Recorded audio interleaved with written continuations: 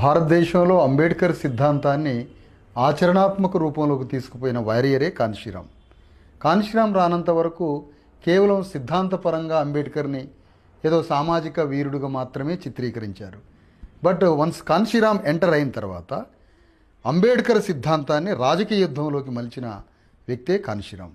ఆ కాన్షీరాం పోరాటం భారతదేశంలో ఒక అద్భుతమైనటువంటి రూపంలోకి మారుతున్న దశలో దేశ రాజ్యమే అందుకునే స్థాయికి, పతాక స్థాయికి పోతున్న క్రమంలో కాన్షీరాం 2003లో భీమవరంలో, ఉమ్మడి ఆంధ్రప్రదేశ్ అప్పుడు భీమవరం పశ్చిమ గోదావరి జిల్లాలో బ్రెయిన్ స్ట్రోక్ వచ్చి ఆయన కోమాలోకి పోవడం జరిగింది. 2006లో చనిపోవడం జరిగింది. అప్పటి వరకు నేను కాన్షీరాం గారిని ఫాలో అయ్యేవాడిని. వారే నా గురువుగా స్వీకరించి పనిచేసేవాడిని. కాన్షీరాం గారు ఆ విధంగా అయిపోయిన తర్వాత నాలాంటి వాళ్ళకి దిక్కు లేకుండా, దారి లేకుండా అయిపోయింది.